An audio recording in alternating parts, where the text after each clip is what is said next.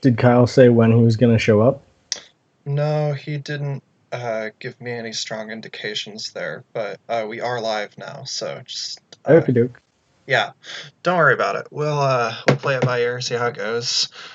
Hello, Brianna. Brianna's here with us. Or not sure if she pron- they pronounce it Brianna or Brianna. Sorry. Anyway, so hello, comrades across the world, and welcome to Part 8. Wow, Part 8. We've really come a long way.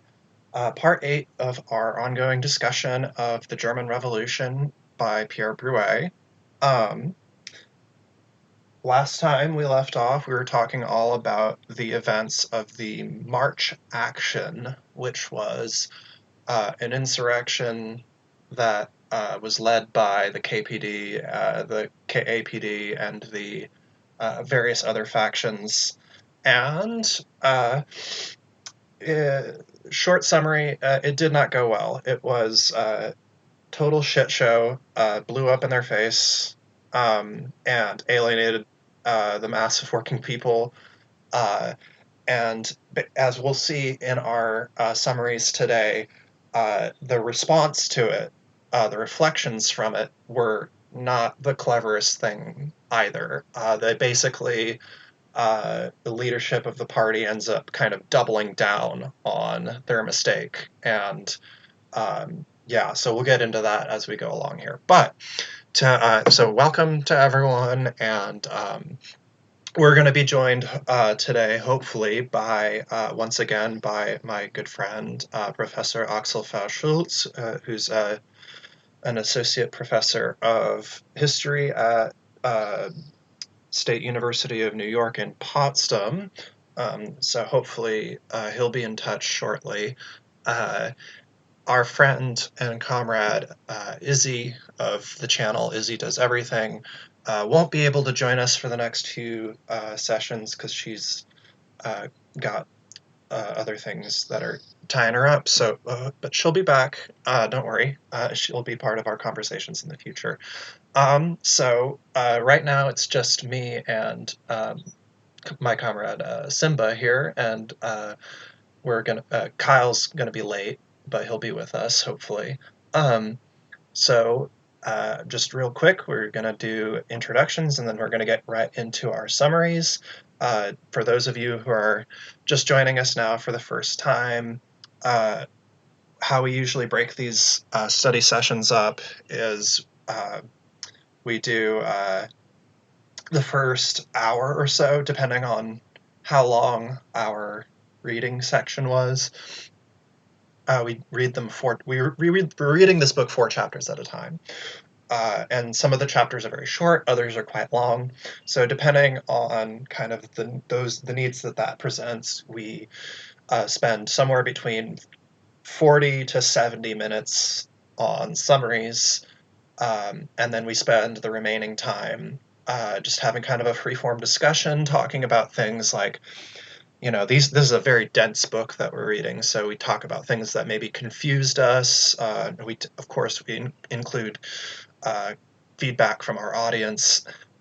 So if you have questions that come up as you're listening to our stream, and or especially if you are reading this book along with us, we definitely encourage you to make your comments and questions in the chat. That would be really excellent. That always enriches our discussion and really serves the format that we're trying to encourage here, which is we're not a bunch of professors, or, well, except for Axel. We're not a panel of experts handing out information as if we are the highest source. We are discussing and interpreting an original text that is not easy to read at all, even for seasoned academics. So, without further ado, I'm gonna let my co-host introduce themselves. Let's do names, pronouns, and we always say why we think it's important for the modern left to study the German Revolution. But if you want to say something else, that's fine too. Simba, why don't you go ahead and introduce yourself? Hey, I'm Simba, they, them. I have lots of noisy animals, so sorry if you can hear any of them in the background, especially Mango, my parrot, who's hanging out now. Yeah. Um, um, but yeah, I think this book is very important for a whole lot of reasons, not the least of which, Mango, chill. Thank you. Not the least of which is that it's a Trotskyist perspective. Pardon me, and I think that of all the brands of Marxism there are, Trotskyists get like the least rep, kind of. Um, and the German Revolution is just a really important thing to think about in general, because if the German Revolution had been victorious, everything would look completely different. Like Europe would look completely different. Our theoretical outlook on things would be completely different. We might not even have the idea of socialism in one country, as it's come to be called. And yeah, also you can find me on Twitter at Young Simba, as well as YouTube, and that's pretty much me. Right on. Uh, I'm Melody, she, her pronouns. This is my channel. It's called A World to Win, where I talk about uh, leftist history and political theory and sometimes even current events from a kind of a Marxist-Leninist sort of perspective. Um, and that's what I try to do with this channel. I try to spread leftist education and views, and hope to excite other people about learning theory and history, as they're not just kind of dry theoretical exercises. They're an important part of engaging as kind of as being, historical actors in world history, and kind of recognizing our agency as such. So that's what I aim to do with this channel. And so without further ado, we're going to get right into the summaries. Kyle, who's not yet with us, hopefully he'll be with us shortly, he anticipated that he would be late, so he sent me his notes and summary for chapter 27, which I'm going to read. And Simba, do you want to get on video, or is that, you don't have to if you don't want to, but I have my screen set up so we can do that if you'd like. There we go. All right, Yeah, why not? I'm gonna That switch sounds that up. Oops. I'm gonna switch. God dang it. I'm gonna switch that over now. There we go. Whoops. All right. So let's get into chapter 27, the Moscow Compromise. The purpose of this chapter is to discuss the positions adopted by the VKPD, the United Communist Party of Germany, particularly after the events of the March Action and during the Third Comintern Congress, the third meeting of the Communist International held in Moscow in June and July of 1921. As we likely remember from previous streams, the VKPD was formed from a fusion between the USPD, that is the Independent Social Democratic Party of Germany, and the KPD, the Communist Party of Germany, with the latter having undergone considerable changes over the previous year. They unified during a Congress in 1920 to form a mass communist party, yet continued to experience their own difficulties and tensions, changes in leadership, and so on. For example, they expelled Paul Levy from the party, which we'll get into during my chapter, because it's a whole mess. It's a press whole, F. yeah. Press Press F F. for Comrade Levy. Comrade Levy did plenty wrong, but that's okay. um, Broué first examines the theses of the VKPD constructed by August Thalheimer, the former Spartacist and theorist and editor of Die Rote Fahne, that's the red flag in German. It's the name of the KPD's newspaper. These theses were created specifically as a reflection on the March action, the offensive position of German workers and revolutionaries in this action, and the ways that it revealed points of reconciliation between other German left-wing political formations. Work on this here a little bit. Oh, shoot. Trying to get Skype to cooperate with me here. The Central Committee of the party saw even the failures of the March action as the preemptive position from which German communism needed to stand in order to, quote, make the objective political situation penetrate the consciousness of the masses, page 529. The step towards an offensive position seen in the March action was, according to Broué, ultimately positive in spite of its results. This was not a universally held opinion. For example, Karl Radek saw it as a tactical error to strike before conditions were made more conducive, specifically not waiting for potential conflict between Germany and Poland to break out. Page 530. The Executive Committee of the Comintern, the ECCI, saw these ideas fit for debate at the Third Comintern Congress, and it isn't hard to see how they were significant and relevant, at least to broader European communist movements, if not the larger Comintern as a whole. This becomes increasingly evident as we examine the conditions of Soviet Russia at this time, conditions which directly affected the perception of the March action. As Broué describes, the March Action Group had begun to fragment just as domestic affairs in Soviet Russia began to settle after the Polish-Soviet War. Lenin, for example, showed criticism of the offensive strategy, and this coincided with a more decided shift towards a similar position in Radek. The results and lessons of the March action were still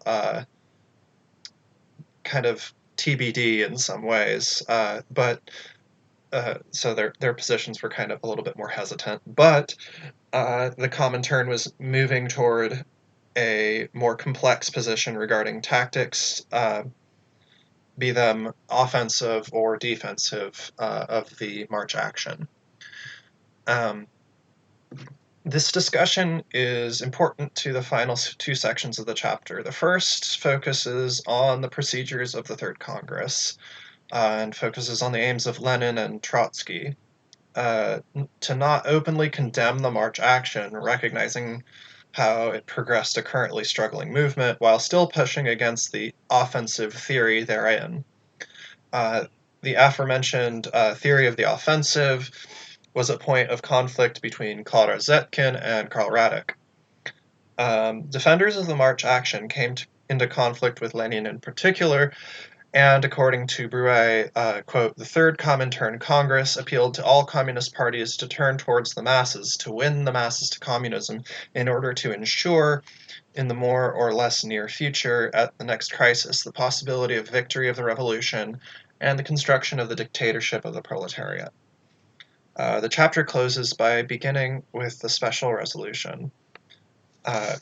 Broué importantly restates his thesis here that the conflict and dissension among and from the German delegation to the Third Comintern Congress reflect the broader conflicts, differences, and animosity in the party. We could get into all those conflicts, but what's more interesting is that they were, at least according to Broué, beyond differences in theory and tendency, moving into a more personal space. He quotes here, the atmosphere was thick with insults and accusations. And that's especially true in the case of Paul Levy. He is particularly personally vilified throughout this. He's called every name in the book. He's called an adventurer, or no, excuse me. He's called a Menshevik. He's called a petty bourgeois. He's called all kinds of just kind of empty insults that he was doing. He had some shadier points that are worth pointing out, but like the insults towards him in particular were in many ways pretty unwarranted. And oh, hello, Michaela. Common fare for the left these days. Yeah, you Trotskyite, you revisionist, you. But in spite of all that, according to Broué, Lenin attempted to maintain some level of order and unity among the VKPD. It resulted in a, quote, wide gulf between Lenin and the VKPD leaders. As Broué melancholically closes, it would be Lenin's last intervention in the Comintern. Quote, an organization which had so far made little progress and which was not to make any more in the future. Ooh, that's probably, that's Broué's spicy take. Hashtag this take is not endorsed by this channel. Could you repeat that real quick? Which, the quote? Yeah, the quote. Yeah, okay. Broué says that the Comintern is an organization which had so far made little progress and which was not to make any more progress in the future. That's a spicy Trotskyite meatball there. Yeah, wow. He's talking about 1920 or 21 or? Yeah, this is in 1921. Yeah. Oh, wow. Okay, yeah, I forgot that he said that, but yeah. I mean, this is the same. I mean, yeah. Let's maybe save the declamations. Yeah, we can talk about that later. Sure. I mean, like, it's the thing. I have lots to say about that, but I don't have any material prepared, so I don't want to just kind of spout off. I'm going to really quick go through my summary of chapter 27 just to see if there were any details that Kyle's summary didn't that it glossed over that I thought were worth noting.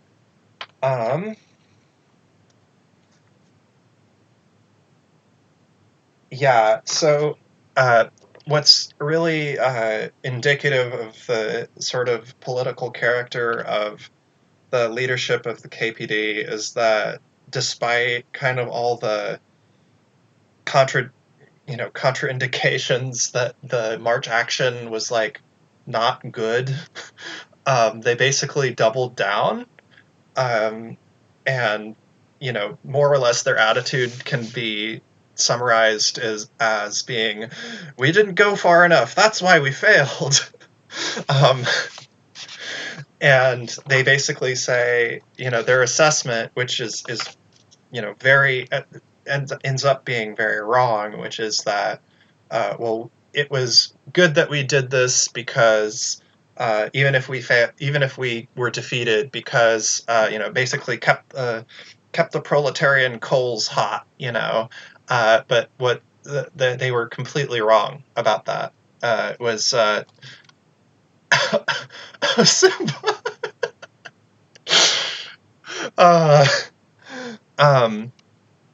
Anyway, comrade, you make me laugh. Anyway, so but what the defeat of the March action really ends up being kind of a wet blanket. It a shitload of people end up in jail, like including Brandler, who's I think was at the time was the general secretary of the KPD. He ends up in jail. Like several thousand comrades of all the left factions end up in jail, and there's a bunch of really embarrassing shit to come, and this is this quote from page 559 in the PDF or page 530 in the paper book. The March Action has acted on the party like a confrontation with the sword. We have frightened or shocked all the rotten elements. The others are isolated individuals. Only a few, no doubt, will cross the other side with Paul Levy. The party is recovering marvelously quickly. Yeah, that's a quote from August Thalheimer, and I could not think of something more out of touch. Like, he's just burying his head as deeply in the sand as possible there. And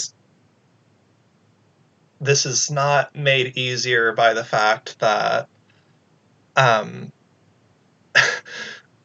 executive of the Comintern basically assessed that even if Levy had been, quote, 9/10 correct about, politically speaking, about the March Action, he was still basically a conniving little shit for breaking rank, which, you know, there's problems with this analysis too. And so in March, and again, like as Kyle said in his summary, a lot of this is being informed by what's going on in the soon-to-be Soviet Union, not yet called the Soviet Union. It's called the Russian Socialist Federated Soviet Republic or something like that. FSR. Just doing RSFSR. Doing it from memory here. It's going through its absolute worst crisis to date. Responses to the German situation were most certainly affected by the Russian Communist Party's ability to respond to the German situation in a helpful way. Broué writes that the March Action had been almost unnoticed by the Russian communists, including Lenin, who were dealing with an absolute shit show of biblical proportions in Russia. I don't want to trivialize that at all. The Civil War between 1918 and 1920 was absolutely catastrophic for the soon-to-be Soviet Union. And is that the war communism period as well? This is just prior.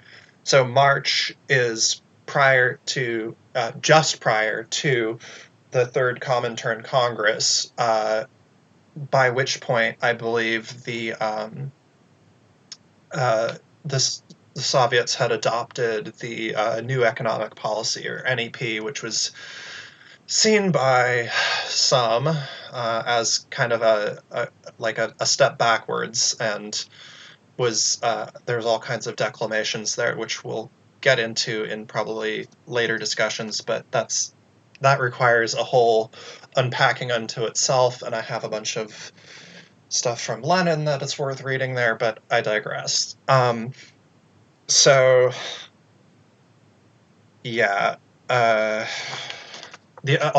in March of 1921 was the Kronstadt Uprising against the Soviet government, which was its own shit show, which I am not qualified to comment on because I know nothing about it beyond like the most catechismic like one-liners. So I would really not be the cleverest person to ask about that. So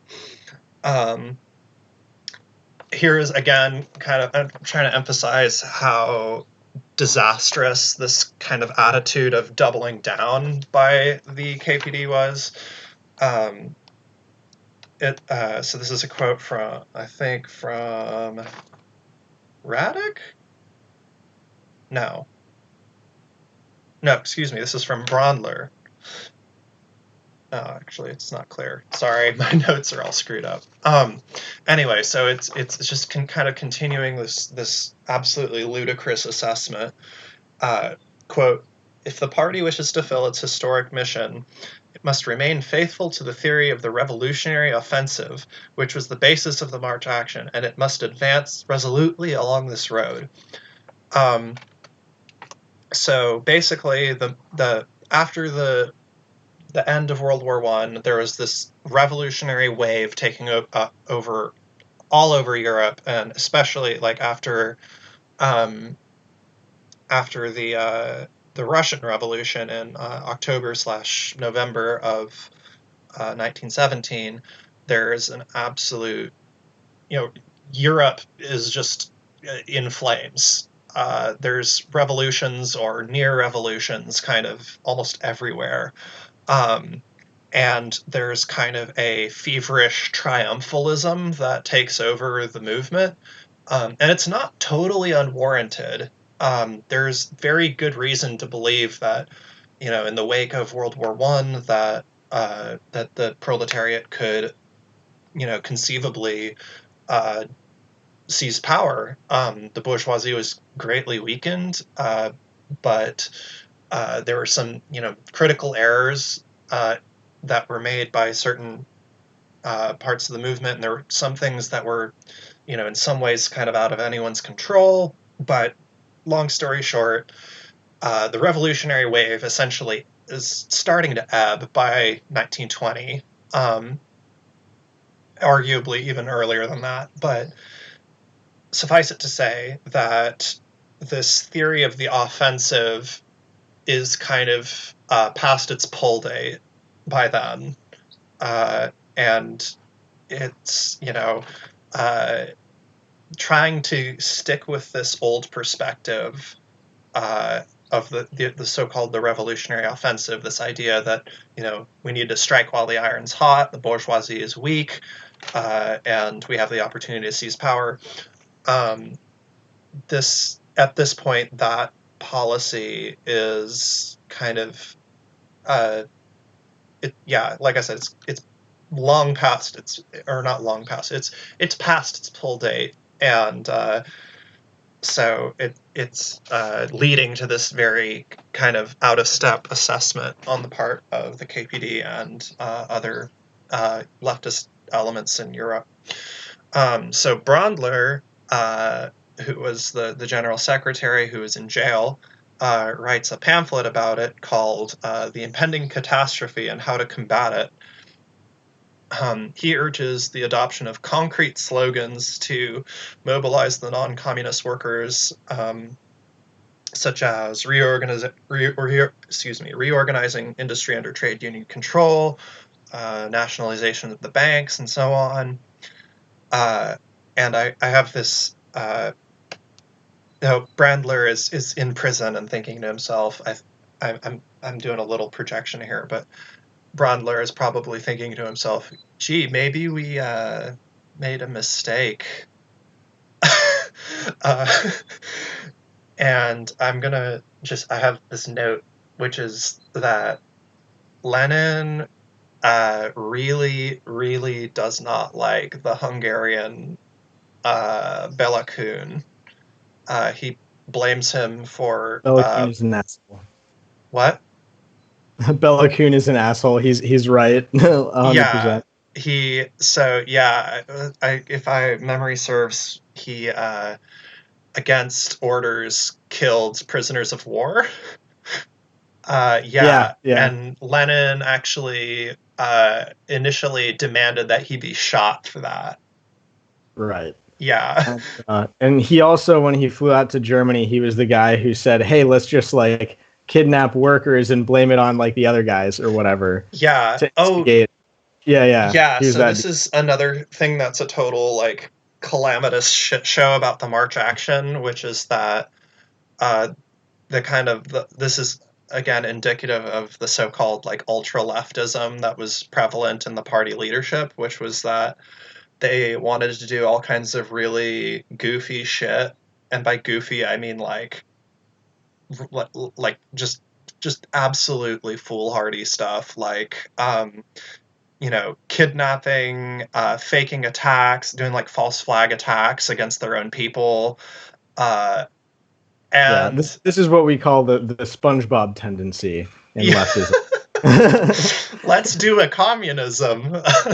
Yeah. Anyway, so basically, well, the thing that makes part of what makes that such a shit show is they're all writing about this stuff to each other, um, and it though there are receipts for this, for this tomfoolery, um, and that's going to come back to haunt them in a way that I'll talk about momentarily. But anyhow, um, the that also basically that it becomes very apparent during the March action that this is that that they're acting as provocateurs, and working class people see this, and this is part of what makes the March action so demoralizing, is that the communists are basically showing themselves to be behaving like a bunch of hooligans, and it doesn't galvanize people. It leaves people discouraged, and it's depressing as shit for rank and filers, old timers, and newcomers as well. And thousands of people leave the party. Thousands of people are arrested because of the March action. It's a absolute farce. Like it'd be funny if it wasn't so tragic. Um, anyhow, uh, Lenin is, just to kind of highlight how pissed Lenin is about this. I'm gonna read about this from this letter that he writes to Grigory Zinoviev, who's I believe at this time is the president of the Comintern. He says, "It is absurd and harmful to write and think that the propaganda period has ended and the period of action has started. The tactics of the Communist International should be based on a steady and systematic drive to win the majority of the working class, first and foremost within the old trade unions.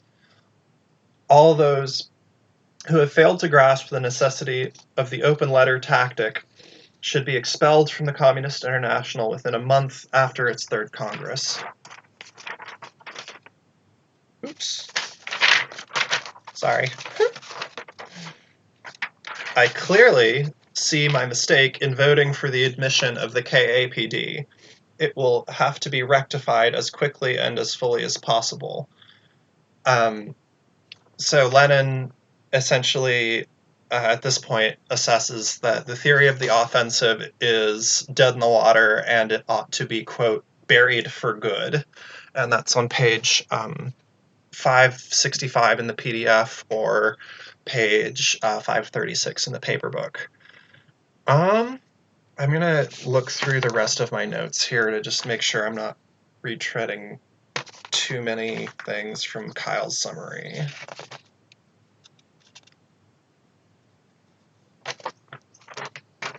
Yeah, okay, so I'm going to read a little bit more of Lenin's commentary here because it's worth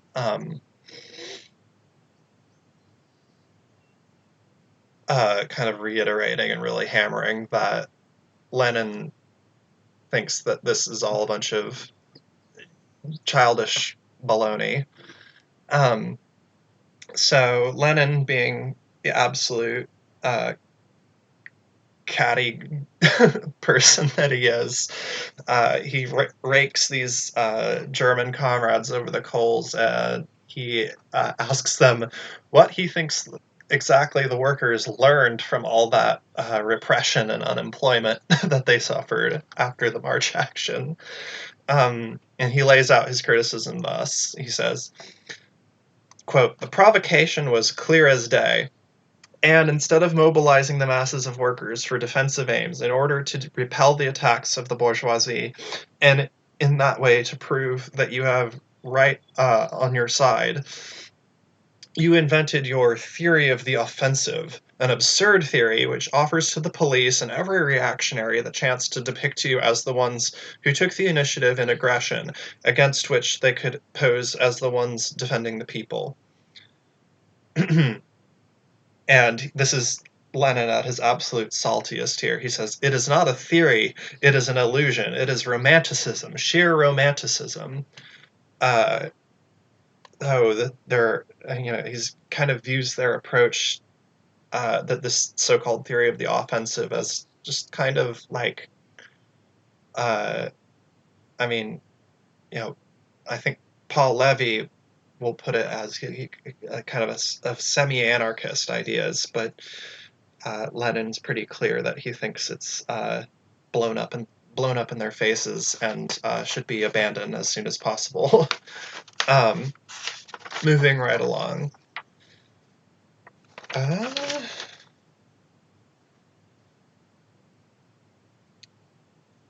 And yet, through all of this, despite all the kind of the divisions in the KPD, Lenin sees the potential for another split within the party as like potentially like disastrous. It's not going, and he basically, Lenin, who's the guy who, the Bolsheviks and Lenin were kind of perfected this art of splitting parties, is now arguing, no, we really, these are very different conditions, and we need to, preserve the party unity here.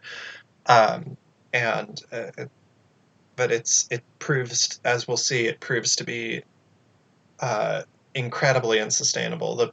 Both the political contradictions and the interpersonal kind of vitriol that was characterized the party it ended up being far too much for the party to handle, and perhaps Lenin meant well, but the KPD was pretty fucked at this point. And I want to highlight here that Levy's expulsion from the party, like Lenin basically thought that it should be like more like a temporary suspension, basically like a slap on the wrist for breaking discipline, but that like actually in a lot of regards that he was kind of right about, the March action and all that. So that brings us to chapter 28, which is my chapter. But I wanted to take a sec to just let the conversation breathe a little bit. Simba, if you have any comments to make, I'm going to actually see if I can hit up Kyle and Axel, see if they can join us. But in the meantime, Simba, I'd welcome you to make some comments. And I'm going to take this time to remind our chat here that there's plenty of material to chew on. We've just gone over quite a bit of stuff, so if you feel inclined to give us your thoughts or questions, this would be a great time for that. Anyway, I'm going to go ahead and try to get a hold of them. Sounds good. What's going on, chat? Yeah, they were doing leftist infighting, and in this case, like, and given what's going on, it's like we try to emphasize that like we really don't want to do alternative history and say like they were infighting and that's bad, like in like a dogmatic sort of way, because a whole lot of the infighting was necessary and was about like irreconcilable differences between people, and there is good infighting, believe it or not, in some of these cases. But I definitely understand. Yeah, I mean, like a lot of it was really Oh, so sorry. What's up? We lost you for a sec, but you're back. Oh, okay. Where did I leave off? Just half a sentence ago. Oh, okay. There is good infighting, but there was petty stuff. Yeah, it got really petty. Sometimes people need to be called out. I don't know that Paul Levy had to get called out as badly as he did. I liked him. I think he was cool. Like as a character in a book that's like this, it's nice to just have somebody who's out there trying their best. But like, yeah, he did have to. Like something had to give in that situation. Yeah, But absolutely. yeah. But does anybody have any questions that they're curious about, or like any insight of their own? Because that'd be interesting if Yeah. some chat had a take. Yeah, please feel free to chime in with us. The whole point of these streams, we are here for you guys. We're here to promote a discussion. I hope that you guys can, if you could feel so inclined, that you could do the reading along with us. There's other books as well that we've been kind of mentioning on the side that are also uh, good supplements that are a little bit less like academic. And let's be honest, like this book that we're going through is an absolute behemoth. So uh, and like I'll be frank, like I I have some academic qualifications, but like this is a book that's frankly, beyond me in many ways, and I feel like I've been pretty upfront about that. Um, so Kyle's not going to be able to join us, unfortunately. He's dealing with some stuff on his end. I'm still trying to get a hold of Axel, but I. Oh, Michaela says, "Do we have a reading list?" Yeah, so that's actually worth going over real quick. Let me see if I can pull this up right now.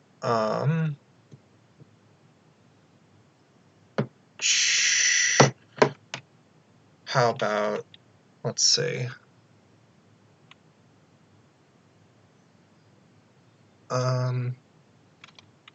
William Peltz. Hey, I'm gonna be right back. Oh yeah, no worries. We're All gonna right. take a second, talk about the reading list here. Sounds. Brianna says, "Yeah, I believe in the power of dispute, especially when dealing with the differences that reveal themselves to be irreconcilable. The tricky part, I think, is when conversations are only fixated on conflict." Yeah, so there's like, we've talked about this in previous streams about like what are the problems of like so-called uh left unity, or because there are some issues here where you wonder who you're making company with, like for example, like the KAPD, the German Communist Workers' Party, was ultra left in a lot of ways, but it also included uh, guys like Wolfheim, who would, or yeah, sorry, my German is crap, Wolfheim, who were so-called national Bolsheviks or Nazbols, and some of them would go on to become part of the earliest parts of the Nazi Party. So these conflicts are, especially viewing this through a lens of, none of us on this stream are, German, except for, Axel, who's not with us right now. But it's a little bit difficult to understand all of the nooks and crannies of these conflicts, not just because, well, we weren't there, but also because they're dealing with a very, very different kind of, cultural um, landscape, I guess, that we as non-German people are not really equipped to tackle. But Michaela asked me about our reading list, and so the book that we're reading of course, right now is called The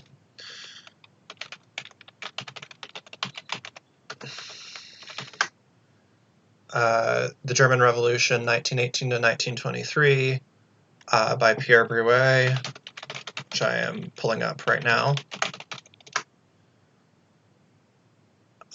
which was, I think, originally printed through Brill Academic Press, but the version that we're using is the 2004 printing from Haymarket Books, which I have pulled up here on the screen right now. Oh, that's very interesting, Michaela. Michaela says, to be honest, I'm German and technically learned this stuff in school, and I still don't quite get it. Yeah, That I is mean, interesting. Yeah. I don't know anything about the German educational system, but speaking purely as a a Slav brought up in the U.S., the education system here is, they teach us such a watered down version of history that most of us don't even learn.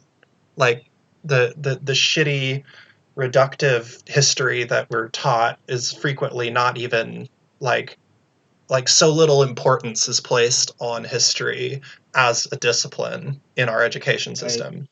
And whenever people try and change that, because obviously that there are people who really want to like get in there and say like, no, we got to teach real history or whatever. Like the Daughters of the Confederacy come after you, and you'll have a bunch of like right wing people being like, you can't politicize history or whatever. Uh, and so like and we're just in a situation where like Texas, which is a very reactionary state, prints all of our books. So big money is like against teaching real history. It's kind of a struggle. Yeah, absolutely. So these are kind of the three big books that we're going off of. The big one that we're reading, as I said, is The German Revolution, 1917 to 1923 by Pierre Broué, it's this 2004 Haymarket edition that I'm hovering over right now. The other one was recommended by our good friend, Professor Axel Fair-Schulz. It's by, let's see, William Peltz, called A People's History of the German Revolution, which is much shorter. Let's see, does it say have a page count here? I think it's less than 400 pages. It's much, much shorter than Broué's book, which I think is over 1,000 pages. Doesn't say. Oh well. Actually, I think I have it pulled up in my PDFs here. Yes, I do. Oh, yeah, it's even shorter than I thought. It's only 177 pages. Look at that. So definitely very accessible introduction there. Another short book is The Lost Revolution, Germany, 1918 to 1923 by Chris Hartmann.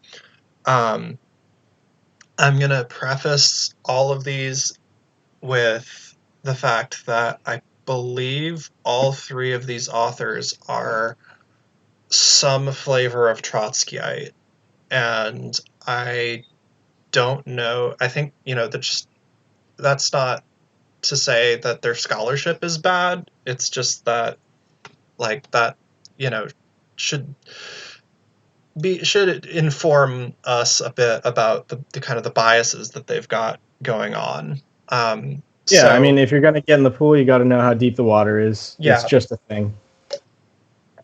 so yeah, this is and like for to be absolutely clear here on my part, like I am not a historical scholar. I am not qualified to tell you, oh yeah, Broué's historiography is a bunch of, revisionist trash. Like, the person to ask about that would be Kyle, who is with us usually, but he's not with us today. But because he is a historical scholar, and so it's definitely more his wheelhouse. But again, I don't want to be giving out any false information here or giving anyone the false impression that I have more knowledge than I really do. So that's my disclaimer there. But I think before we get too off into the weeds, I think we had a nice little break in the discussion. So I'm going to move on to chapter 28, which is called Unity Preserved with Difficulty. And if that's not the understatement of the century, I don't know what is. So, yeah, the ultra-lefts, Lenin starts to kind of see them in a whole new way. He's much more skeptical. For one thing, he very explicitly regrets, he regards it as a mistake that the KAPD, the Communist Workers' Party of Germany, he regards it as a mistake that they were admitted as a consulting or a sympathizing section in the Comintern. He regards that as a mistake. And because here's an example of kind of why Lenin was started to kind of change his attitude here, which is that on 31st of July in 1921, the Central Committee of the KAPD moved towards creating a so-called Communist Workers International against the Comintern. But it's worthy of note that the KAPD itself was also falling apart at this time. The Nosbles had kind of, moved on already, and everyone else, it was either in prison or kind of becoming increasingly irrelevant. And this is where I feel like, again, I would ask Michaela, but I don't think she knows. But I would certainly ask Axel or Chiara, because I feel like they would know. What's the common ground between these ultra lefts and the KAPD, and the Nosbles? I don't. I'm really failing to understand how those guys are in the same camp. That boggles me, but I digress. Anyway, so I already kind of alluded to this in the previous summary, which is that the Russian communists, all the way up until 1921, are pretty convinced that revolution, at least across Europe, if not the rest of the world, is not only like possible, but it's like it's happening. It's on the table. And so the splits that they were pushing for were like, understandable kind of attempts to break from the reformists and the revisionists, and obviously, like, the Germans in particular had discovered, in pretty brutal way in 1919 that the Bernie killed Rosa meme came to literal fruition, which was that the Sockdams made decisions which basically ended up in both Rosa Luxemburg and Karl Liebknecht being murdered by the cops. And so these were splits that were like understandable in the sense that, like, they had very concrete reasons to not be working in the same organizations, but at the same time, there were excesses, right? Like, it's right. Like, Simba very kindly reminds me that we shouldn't be doing too much shoulda, woulda, couldas here, because we weren't there. It's a little arrogant to maybe to make those kinds of suppositions, but so I've been I'll admit have been going a bit ham on that today, so I'm gonna try to reel that in. Oh, Brianna says, sadly I have to head out, but love the convo here. Take care, Simba and Melody, and all you cool folks in the chat. Thank you so much, Brianna. Thank you. Yeah, I want to do a quick special shout out because Brianna is one of my sponsors over on Patreon, which you can head over, and if you like the show that we put on and you want to see it keep going and you want me to be able to commit more time to it, that sort of thing, help me get more supplies, books, and equipment for the show. You can support me financially by going over to patreon.com/aworldtowin. Make sure to like the video, comment on it after it's published, and subscribe to my channel and share it with your friends and comrades. I want this channel to be a resource for everyone. So yeah, please help support the show. And don't worry, Simba, I will give you a chance to plug your stuff at the end of the show. So just a quick word from our sponsors, which are you. This show is not supported by any other means. I don't run advertisements. I don't do sponsored content or any of that stuff. So this show is supported by viewers like you. So that's all my quick plug for that. And we're just going to get right back into it.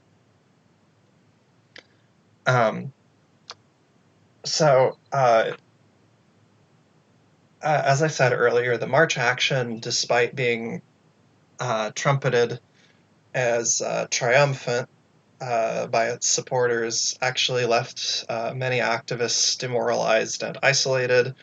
It was demoralizing for those who had participated. As I said, many ended up in jail, and it alienated a shit ton of people because their kind of provocations, their things like the false flags and the faked attacks and the maybe kidnappings, those were all kind of pretty obvious to anyone who was there for it, and the lines in the sand that they drew, that the communists drew, they were being very kind of drawing very strict lines there. It led them to come to agreements with leaders and organizations who they would also call traitors and scabs and whatnot. Like, for example, they condemned anyone who didn't participate.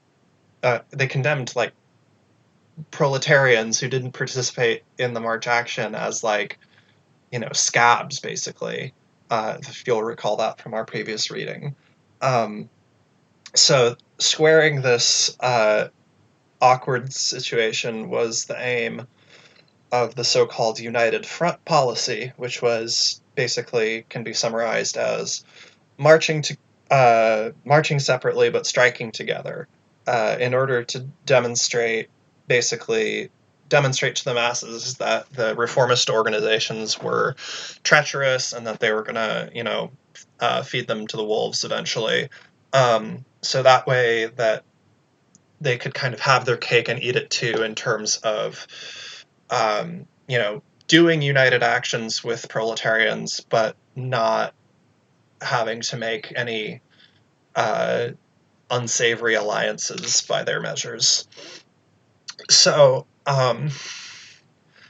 Paul Levy shares the assessment of Lenin and Trotsky that the balance of class forces on the world stage had taken an unfavorable turn for the communist movement, and that thus a more long-term vision was needed to be formulated. This would necessitate some concrete changes in policy, such as the trade union policy, something called the Prof Turn, or the Red International of labor unions had been constituted kind of in that upsurge of post-World War I, but now it was kind of destabilizing for a variety of reasons. And there's this really great book that I just wanted to highlight. It's also from Haymarket. It's just called The Red International of Labor Unions by Rainer Torsdorf. And it is an absolutely exhaustive study. I haven't read it yet, but I've referenced it a couple times in our discussions here.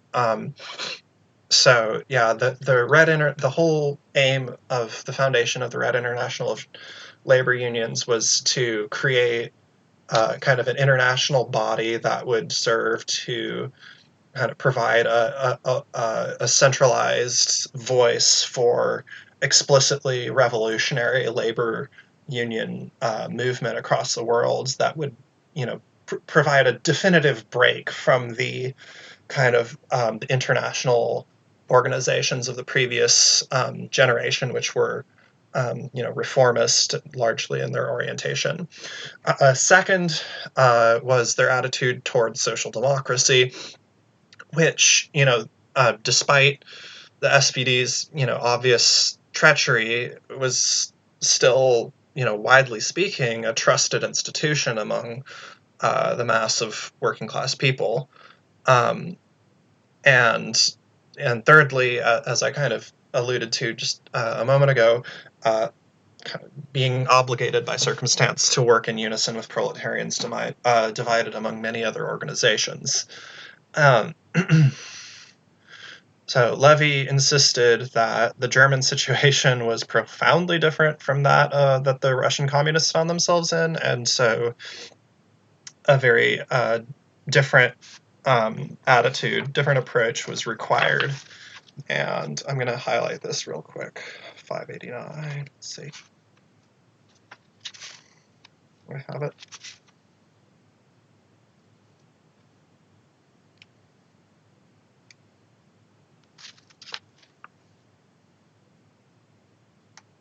Momentarily.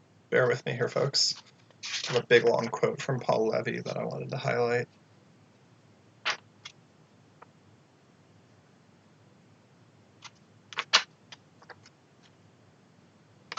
Yes, here it is. So it's on page 588, I think. Let's see, hold on. 589 to 590 in the PDF, page 560 to 561 in the paper book. Quote, this is from Paul Levy, kind of laying out what he thinks the differences between the German situation and the Russian situation are. The fundamental difference between the corresponding relations in Germany, for example, and Russia is as follows. In Russia, the development of the proletarian parties in the period of preparation for the revolution took place in illegality. The form which was adopted by the struggles between the proletarian parties was essentially that of written polemics and resolutions. That is in no way a criticism of the evolution of these parties, which was due to different circumstances, but simple observation. In Germany, it is different. In Germany, the discussions in the proletariat take place within the sectors of the vast proletarian movement. The first period of revolution, properly speaking, the period from the first open battles to the seizure of power by the Bolsheviks, was measured in months. In Germany, the struggles at the end of which the proletariat was provisionally unable to take power lasted much longer. The discussions developed in the forms of struggles between the communists and the large section of the independents on the one hand, and the social democrats on the other. In this context, it is useless to apportion blame. It is enough to observe that both sides were defeated, social democrats as well as communists. Plainly, then, the result was the same for all the parties of the proletariat: defeat. On the economic level, the same thing. Exploitation continues. This means that the social body which constitutes the unity, the proletariat, continues to exist. It exists afresh, and that even if you introduce the most subtle point about the labor aristocracy, you cannot philosophize about a new form of Marxism. Anyone who disposes of the entirety of social democracy with the formula of the quote-unquote labor aristocracy has a very poor acquaintance with the situation in Germany. However, there is something left to us, something valuable from these past years. It is that today there is in the German working class a profound differentiation on the level of ideas. The idea of social reform is sharply separated from that of social revolution. Previously, there was no need of any proof for this. The draft program of the Social Democratic Party categorically provided it, whilst the resistance which it encountered in social democracy proves only that such differences are never as clear as some of the leaders of social democracy imagined, and that we cannot immediately put a name to everything in the world. So it's a long, long quote, but it's really indicative of how despite kind of the desire, a very understandable desire of revolutionaries to want to translate the success of the Bolshevik Revolution into success in their own territory, like that this was, uh, you know, not practical in a lot of ways. There are certainly some lessons from the Bolshevik Revolution that were, transplantable, but not all of them, certainly. And uh, the mistake that I think Levy is kind of pointing to here is that he thinks that the Germans are trying a little bit too hard to copy the Russians. Um, and the next paragraph is a little funny because I'm not going to read the whole thing, but it's funny in that Levy basically just says, y'all need to chill with the insults, because they were throwing around words like Menshevik and traitor and revisionist. Like they were basically, according to Levy, being kind of used as like empty insults and not really having any substance behind them. Um, and let's see here, got a couple more pages to get through.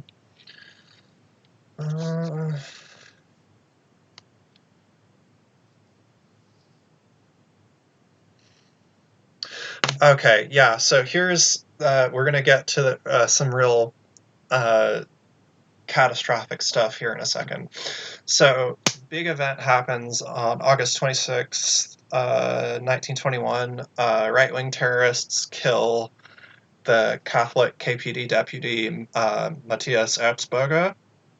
In response, the KPD goes full tilt in advocating united struggle against reactionaries and takes part in several demonstrations across major cities in Germany.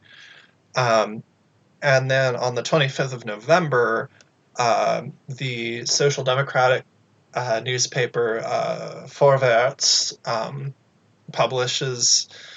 So I have to rewind for a second. So Clara Zetkin and a couple of other folks are they're the German delegation to the Third Congress of the Comintern back in March, or no, is that right? No, excuse me, not in March, in June/July of 1921. But they have a little problem when they cross the Prussian border into Russia, which is they are stopped by the Prussian cops, and they have all the documents that were pertinent to the aftermath of the March action. All the Prussian cops seize all of their documents, and Zetkin and so the other delegates are allowed to proceed, but they don't have their documents. Now, fast forward to November, Vorwärts got their hands on these documents somehow, cops. So they published them, and that really fucks things up because these are the documents that show all kind of the concrete evidence that the ultralefts in the KPD had been wanting to do these things like kidnappings and faked attacks and that sort of thing, and it makes them look like complete assholes. And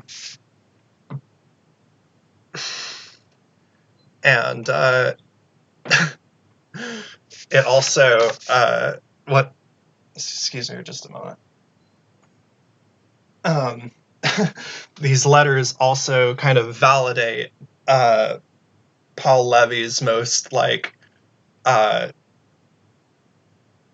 scathing criticisms of the March action, and this absolutely shook up everyone who had kind of had the impression that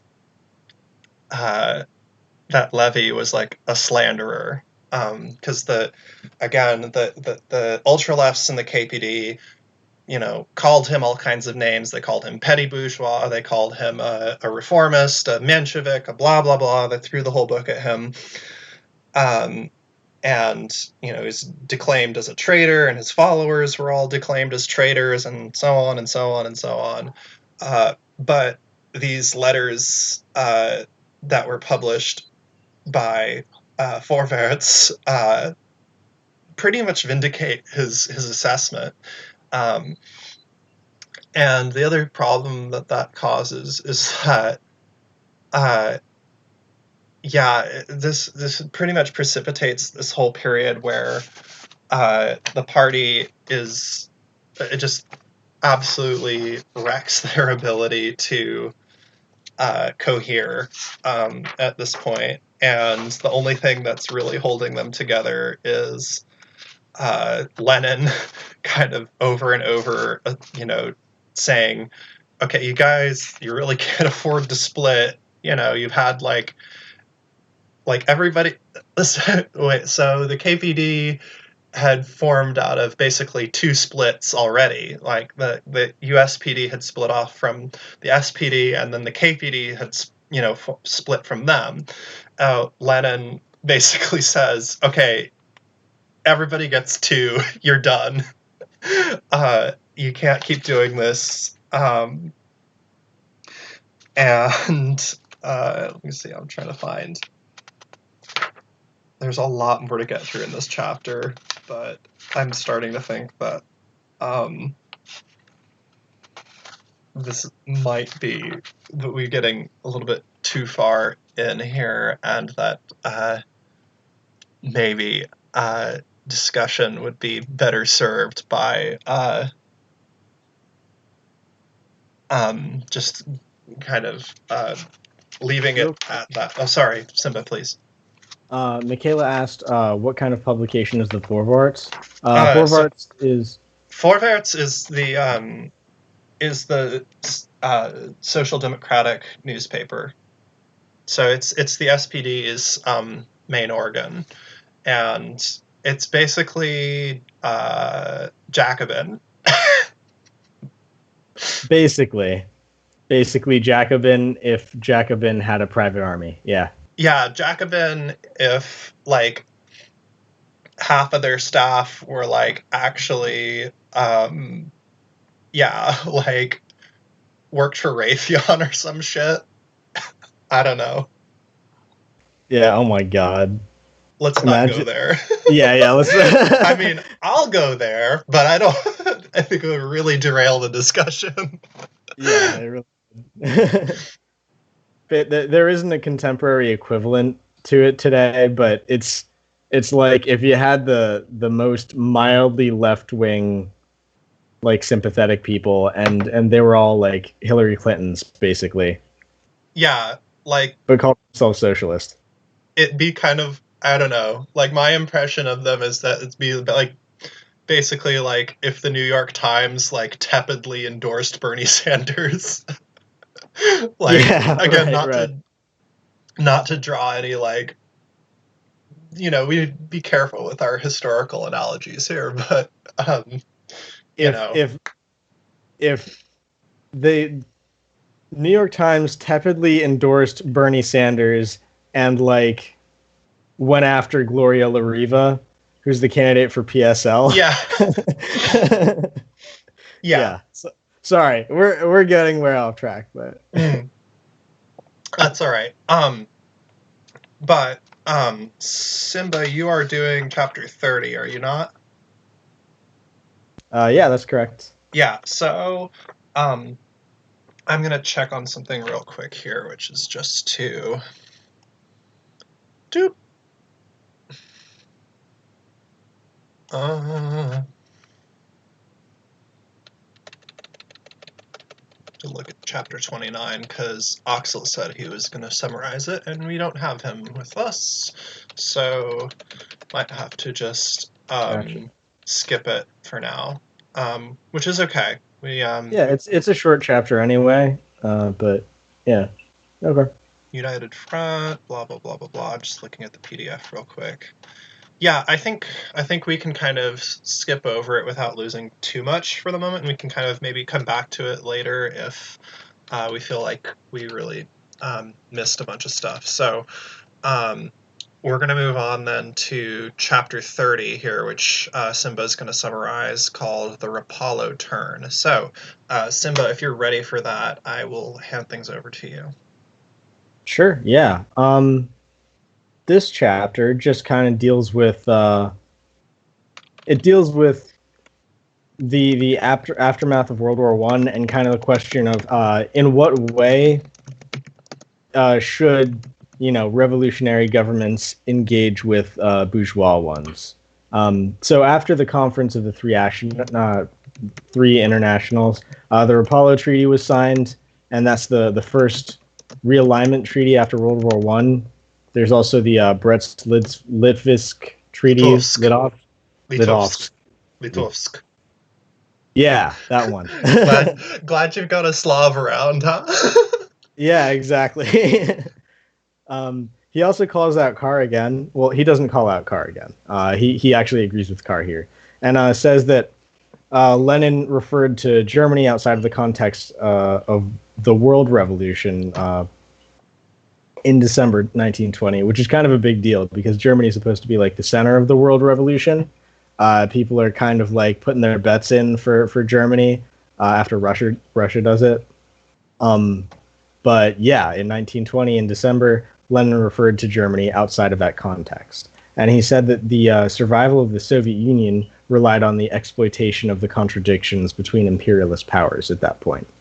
In May of 1921, under the framework of the new economic policy, which Melody mentioned earlier, and the policy of concessions, a Russo-German trade deal was passed, which is called the Rapallo Treaty, which was signed in 1921 in Genoa, Italy, to absolve Germany of reparations to Russia, which it previously had to pay, and it also absolved Russia from any debt to Germany for nationalizing its private businesses and stuff. Which was kind of a big deal. It's not talked about much, but Russia had to incur a whole bunch of debt, like to buy. We're losing you. Germany, France, England. It also reestablished diplomatic and political ties to Germany, making it the #1 trade partner of Russia outside of the dependencies from the former Russian Empire. And this whole thing was pretty benign, but it was actually very, very controversial among communists at the time. Some of them said that it was bad to even try to engage with a bourgeois state, like sign any kind of treaty with a bourgeois state other than like a surrender. And Trotsky, though, was very pro-Rapallo Treaty, claiming that, and this is a quote, "Germany is separated from the Soviet Republic by the same fundamental contradictions in the systems of property as the countries of the Entente.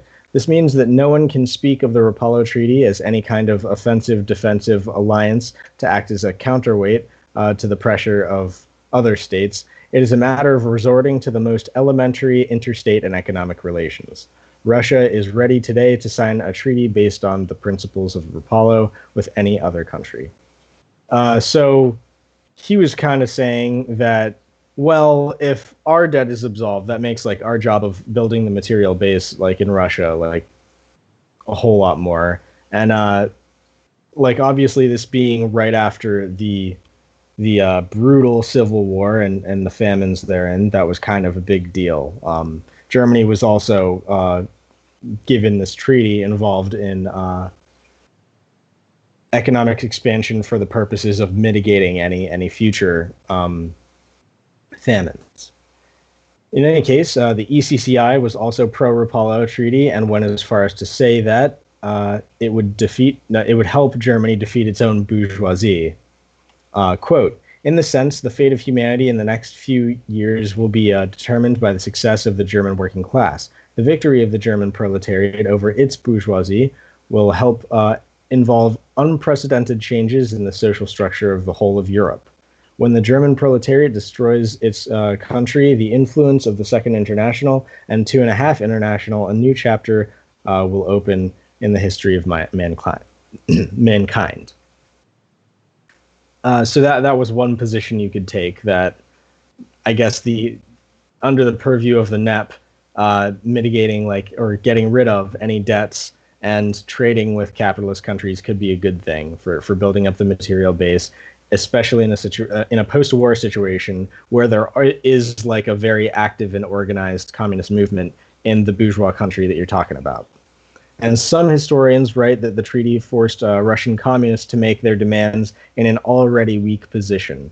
But Broué writes that the reality is that since the Third Comintern Congress, the KPD had devoted all its efforts, with the backing of the ECCI, to promoting the policy of the United Front, which precisely at this date was taking the form of a struggle of the working people against poverty and reaction. Absolutely nothing, apart from the dual role which Radek played, permits the declaration that the United Front policy was dictated by the power preoccupations of the Russian government, or that the implications of the Vargas analysis of Germany constituted a fundamental revision of Lenin's analysis of the balance of class forces in Germany. And that's pretty much the chapter. It was pretty short. Yeah, no, that's a great summary. Thank you. I think we can pretty safely move into discussion. So, I mean, I know we've been having pretty good ongoing discussion throughout this whole session today, because we're down a couple of folks, but that's all right. So I was thinking, we usually kind of try to say in our discussions, like, how can we bring this into the here and now? But I've sensed in my own feeling about reading all this kind of maybe too much of an urge to transhistoricize things that shouldn't be transhistoricized. True, same. Yeah, like, that it's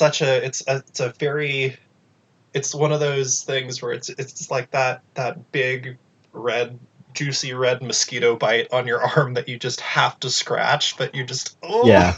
Like, Yeah, nope, 100%. nope, can't play that game today. Nope, that's when you gotta reel it in, rein it in, whatever. So yeah, I guess like we can just kind of maybe again, like we usually do these conversations pretty freeform. So what do you think is worth devoting our attention to today, Simba? I guess we could talk about Broué's spicy take. Why not? Oh, okay, that the Comintern never did anything good after that. I mean, yeah, it's a pretty quick thing to talk about, I think. Yeah. Well, what do you think about that? I think that's absolutely ridiculous. I mean, agree. I think yeah, that's like I think we kind of maybe fairly early on we in our discussion group here we were like, oh, is Broué's Trotskyite background gonna come up at all? And we were kind of a little bit right. kind of scratching our heads at first because we weren't really savvy to things that were in this book that were really of a distinctive Trotskyite bent, but Mhm. that take about the Comintern is one of them. Yeah, um, absolutely. Like, holy shit, dude. yeah, like to say that the Comintern made mistakes is like obvious because it did. Yeah. It made plenty of mistakes, but like just to make such a blanket statement that it just like never did anything good after that Mhm. feels like, again, like I feel like, you know, maybe unqualified to make this statement. It just seems like really awful scholarship. Yeah, that's like I don't know. It's like it feels emotionally charged or something, Yeah, which, you know, yeah, I that don't. feels like if Broué had a Twitter, that would be like his pinned tweet or something. Yeah, right. 100%. I that mean, tend Yeah, I tend to notice like that there's that a very Trotskyite kind of line that tends to say that the Comintern was pretty much useless after 1920 or so, or 1921, 1922, something like that. yeah. I mean, I don't know. It's like you can very easily point to any number of things that it did, and it's like to say that that is worth nothing probably means that he's one of the people who thinks that the entire revolution was betrayed and world revolution just had a 0% chance after that because of the Stalinist bureaucracy or whatever. And yeah, Yeah, some other idealist nonsense. right. um, yeah, which is to say, okay, so I just worth mentioning at this point because it is somewhat related to this, which is the YouTuber Hakeem. Simba and I were actually talking about this earlier. Just put out a video on so-called left anti-communism and the tendency of not always, but predominantly white and predominantly Western leftists have to kind of denounce any successful revolution or anything that resulted therefrom. Um, and like Yeah. and to like yeah, it's a really great video. I'm gonna see if I can pull it up without disrupting the stream here, but it's definitely worth checking out. It's also I have with me here. Maybe this will definitely come into more discussion when we're further along in Broué's book. But it's a book that I think I've mentioned on stream before. It's called The Communist Movement at a Crossroads, which is um, it's the plenums of the Communist International's Executive Committee from 1922 to 1923. So it's like right after this period that we're talking about. Um, oh, just really quick. I think what Michaela was saying there is that I think, yeah, I think that's a It's useful a joke. yeah, I think it's a useful Okay. historical All right, analogy. I awesome. don't think, yeah, I don't think I was confused. yeah, Okay. no, like, I'm not gonna lie, I had a little pang of panic there because I was just like, oh no, what happened? Oh. uh, but no, I think that's kind of indicative of that. um, but yeah, one thing that I've been trying to stress throughout our streams here, and again, I'll fully admit to falling into the temptation myself, is of playing shoulda, woulda, coulda with history. here, which I think, it shows a certain amount of kind of arrogance to do that, to be, like, oh, if we'd have been there, we could have, it's like, time Right, right. traveler philosophy, kind of. It's like, I we'd go think back in time and kill baby Hitler or whatever. Like, right, there's a kind of arrogance that it's certainly, it's maybe a useful thought exercise in some regards, but like, I think that maybe getting too caught up in it is useless, I guess. Yeah, I think so of all people, Jordan Peterson has a tirade where he says that, like, oh, there are all these, um, socialists in the US that are like, oh, well, if I was in this position, I would have ushered in the damn utopia or whatever. And like, I can't disagree with him there, like, because that's what alternative history is like meant to do. Like, all we have to do is, like, all we have is the past to deal with, and we can say that certain things were done right or wrong, and talk about why, but we can't take the very idealistic position that, like, oh, well, if I was in this position, like, Rosa Luxemburg would still be alive, and et cetera, whatever it is. Yeah. I would have gone back in time and killed baby Bernie Sanders or whatever. Like, yeah. Please don't click that. So I actually I just posted a link to Hakeem's video, which is definitely worth your time. It's relatively short too. I think it's just about 10 or 15 minutes, no more. But yeah, I think that if there are any kind of historical lessons to draw here, that they're much more general than about, like, things that were super specific to the German situation. Like, learn to take criticism well, like, learn to both take and give criticism well, right? If you can't,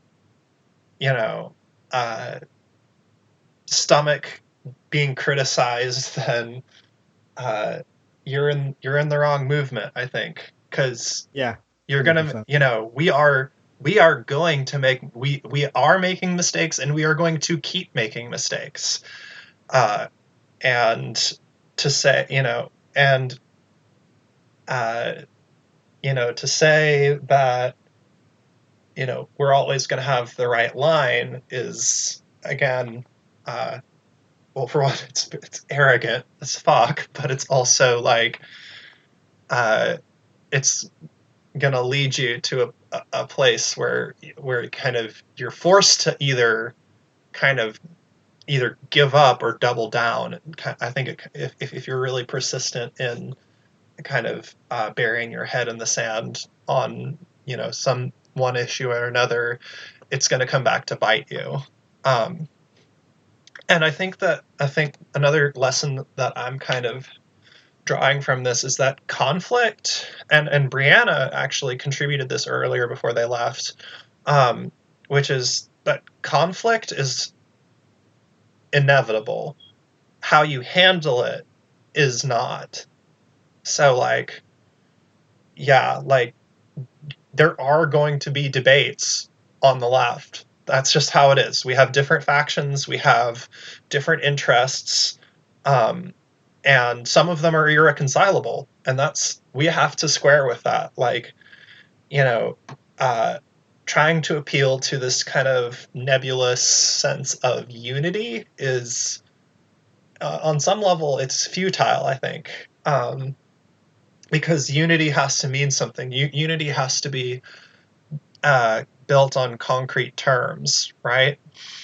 Right. Yeah, and sorry, go ahead. I was just going to say that's, I mean, I think that conflict is inherent to left-wing politics, which is why, whether you love it or you hate it, which is why, like, the Bolsheviks developed the idea of democratic centralism, Mm-hmm. where like once the debate is over, it is over, and you all have to move with the party as like one united force, because that's kind of what capital does, or at least that's the argument. Well, yeah, I'd say it's a little bit more subtle than that's what capital does. I'd say it's Sure, yeah. well, here I'll tell you, my experience in working in democratic centralist organizations, which is that, you know, in order for democracy to really mean anything, then you have to have discipline. You have to have some kind of, like, in order for the decisions of the group to carry any water, well, you have to follow them through, and you have to be able to do that to be able to make a concrete scientific assessment of, and I mean scientific in kind of the Marxist sense, not, make an empirical assessment, an evidence-based assessment of your mistakes and your successes. Um, the whole, and can the principle of democratic centralism can absolutely be abused, um, right? And I think that needs to be acknowledged. But I would say that its strength is in that you have the ability to, for one thing, move as a squad, for lack of better terms. So it has that kind of military significance as being, you know, when you're in the heat of battle, you don't debate. You shoot first and then ask questions when you're in the heat of battle. Now, when you're off the battlefield, you can have your debates, right? So, those lines are frequently, especially in the realm of politics, are frequently hard to parse, which does make things much more difficult. But I'd say that, yeah, I think simply, yeah, I think I disagree with that being like a mirror to capital. I think that's not a frame I would use, because that's, Okay. yeah, it's aiming to challenge the power of capital fundamentally, in a way that, uh, other forms of organization have shown to not be able to do, in most cases. Anyhow, that's my micro polemic. I'll hop off. No, I get it. It makes sense. I've heard that analogy, but I guess now I know a criticism of it. So yeah, Yeah. that's cool. Well, it's not even that the analogy is like not true. It's less to do with like the substance of the analogy and more to do with like why are you using it? Like, Sure. because that's, there's a kind of a propagandistic element there, which is to say, if somebody doesn't like this method and they want to say, oh, this is bad because it's capitalist, that's serves that analogy serves that polemic as kind of, I'm guessing, getting off into a little bit of theoretical nonsense here, but I do think that we need to be careful with our language and our analogies and so forth, because you know they don't exist in a vacuum, right? People have points of reference outside of theoretical language, and so creating an analogy there that may be functionally correct, but like, on a propagandistic level, uh, uh, is not helpful. At least not for us. This is why I don't use that analogy. Yeah, it makes sense. I got you. All right. So is there any particular thing that you wanted to bring up, or a certain part of the book that you were curious about or Oh want? yeah. Um. Yeah. I have notes in my paper copy here. I printed out my chapter. That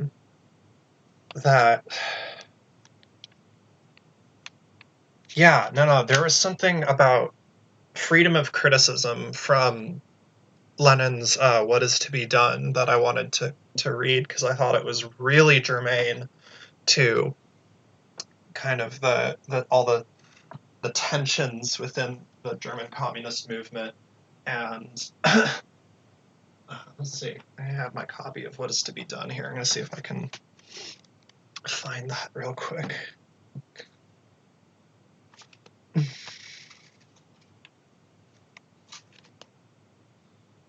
Right, it's from the very first chapter here.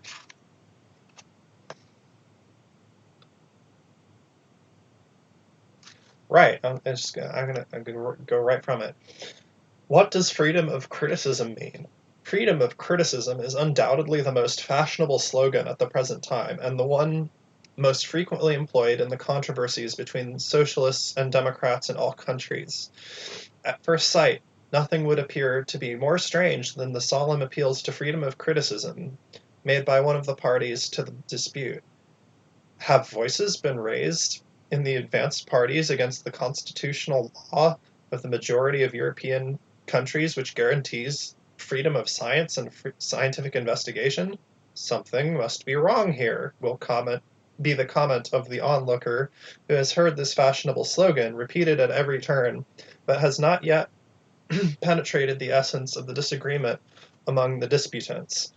Evidently, this slogan is one of the conventional phrases which, like nicknames, become legitimized by use and become almost generic terms. So, in this context, Lenin is kind of alluding to the criticism of of the Menshevik, of the kind of the right wing of the Russian socialist movement, um, and it kind of what it strikes at the heart at is like what you know uh, in talking about like the freedom of criticism and debate in the context of the German party here, there it seems that, and this is kind of what Paul Levy's quote about how the German and Russian situations are really different strike me as is what kind of made me want to pull from What Is to Be Done here, because gosh, sorry, I'm struggling with my thoughts, getting all kinds of off track. You're fine. Yeah, but uh, so Levy contrasts this kind of uh, situation in Russia where the party is illegal with the German situation uh, where in the German situation where the party is legal, the Russian party is small, and it's all the party politics are largely kind of happen in the pages of the theoretical journals and in the kind of disputations between the different like faction leaders, whereas in Germany, as Levy points out, because of the kind of the more mass character of social democratic and socialist communist politics in Germany, that these are uh, kind of fights that are happening out in the open, um, and that really changes the character of what it means to like criticize the other position, and because these are not just like spicy takes that you publish in Pravda. They're, you know, this is going to really impact the relations you might have with your coworker or your neighbor because they might have an opinion on this. Um, so I think, yeah, that's something that came up for me that I thought was um, pertinent to this part of the discussion.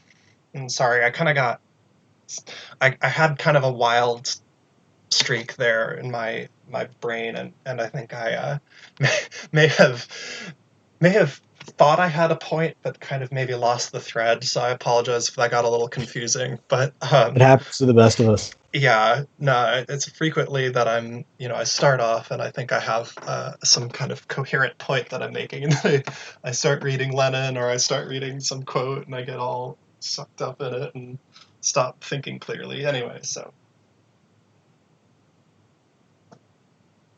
Yeah, gotcha. You're good.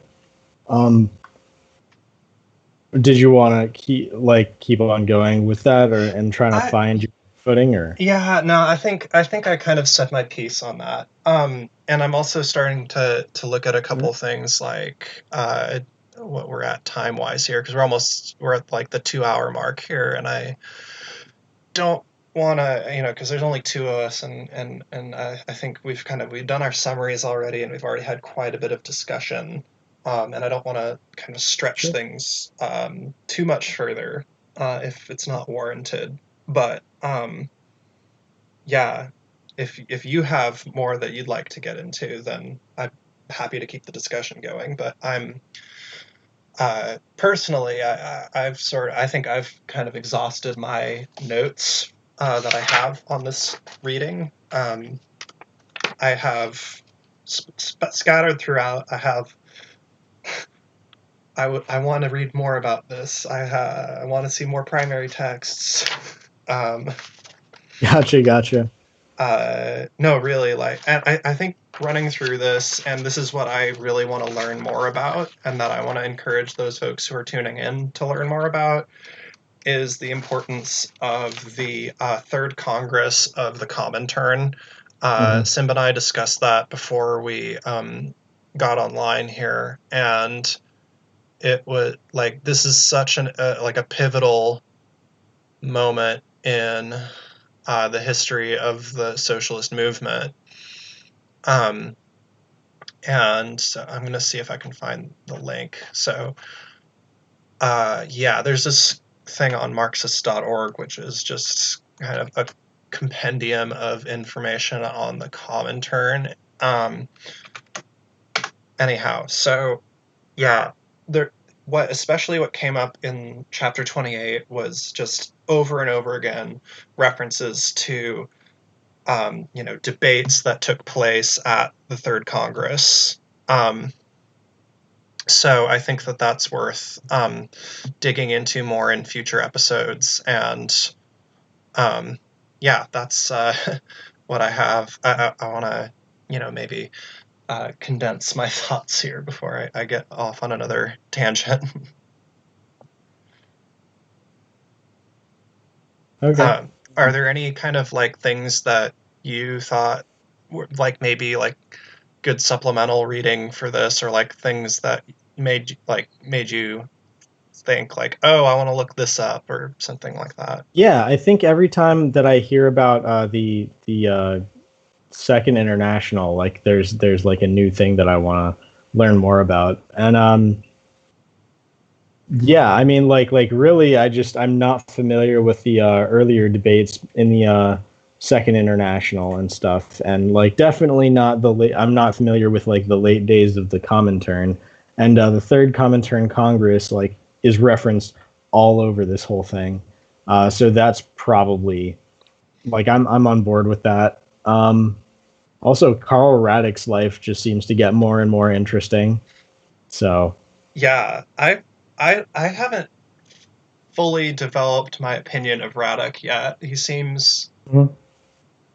He seems like he's got a lot of cool stuff going on for him, but at the same time, like it seems like he's also getting off into the like I think Levy refers to him at some point as a blackguard, which I'm guessing it means like I guess he's calling him an anarchist. I don't know if that's what it is, Yeah. but um yeah, like Radek again, like I guess like Broué paints a very sympathetic picture of Levy, I think.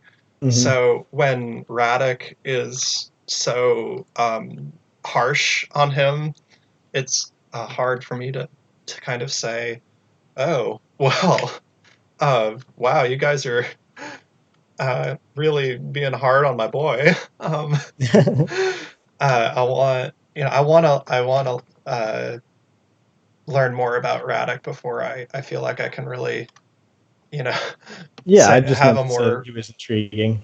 yeah, it's definitely an interesting figure. And I think he gets iced by uh, Soviet agents later, not unlike Trotsky. Oh, does he? Okay, gotcha. I think. I don't know. I have to. Let me check Wikipedia, famously good source for that. Um, Yeah, uh, it's got great information on communist system. 1939. He died in 1939. Uh, He died in Russia too. okay. Okay.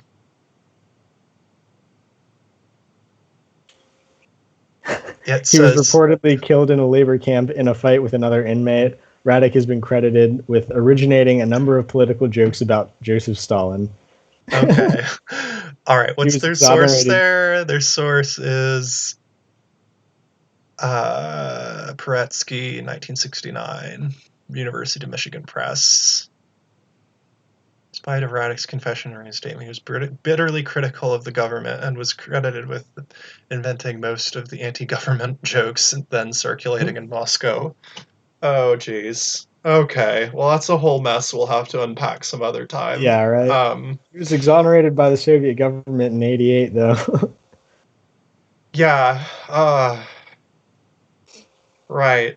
Well, I don't want to make any uninformed gabs there, so I'm gonna Yeah, don't um, want to open that can of beans. I'm gonna trail off nervously. um, so I think we're gonna call it a day with that. Gonna Simba, I'm gonna give you a minute to plug your channel and the cool stuff you've got coming up. I think you've got another discussion group tomorrow evening. Is that right? Yeah, I'll go Yes. ahead Yeah. and hand things over to you so you can plug your channel, plug your streams, and all that. So take it away. Yeah. So I'm Young Simba on Twitter and YouTube, Young Simba, and I mostly do American history stuff, or at least that's my focus. But the German Revolution, like I said, is incredibly important because our understanding of, I mean, the 20th century in general would be completely different if the German Revolution succeeded. Um,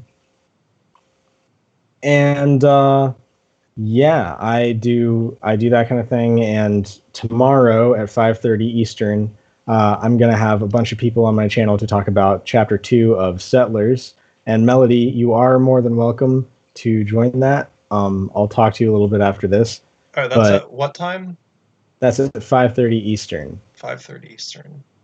Okay, yeah, I'll be able to join probably for a very short time, but Mhm.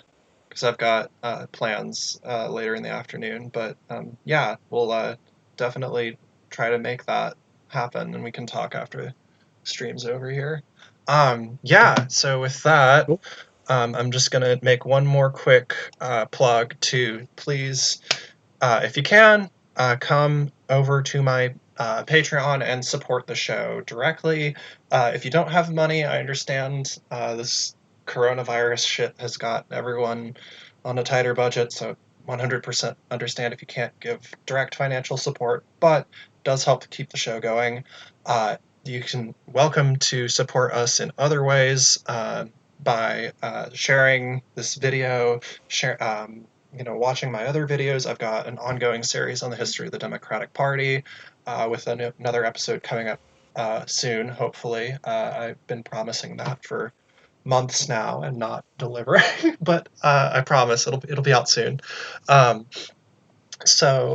yeah, hope that you enjoyed the show. We're going to be covering chapters, let's see, 31 through 33 next time. Is that right? Yeah, that's right. 31 through 34, 31 excuse me. or Um, 34. Yeah. and I'm going to go ahead and post the link to the book in the chat. Let me see. Let me find my Google Drive link here. Uh,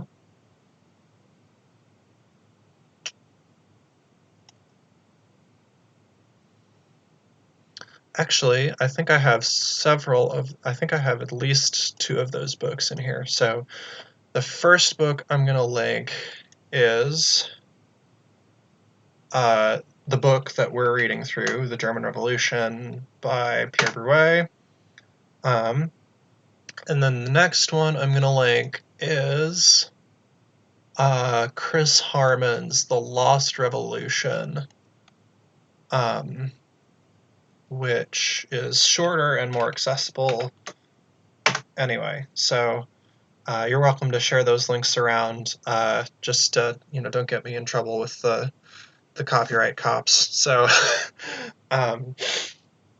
yeah, everyone. I hope everyone is taking care of themselves and each other. And these are some, really scary times we're living through here. And I'm glad that folks have taken the time out of their busy schedules to come and study with us. It really means a lot. I always see, somewhere between 5 and 7 of people show up regularly. It really means a lot to us because we put in a lot of work to make this show happen. This is not an easy book to read, and we really we put in a lot of work. So I hope to see you next time, and we will see you around.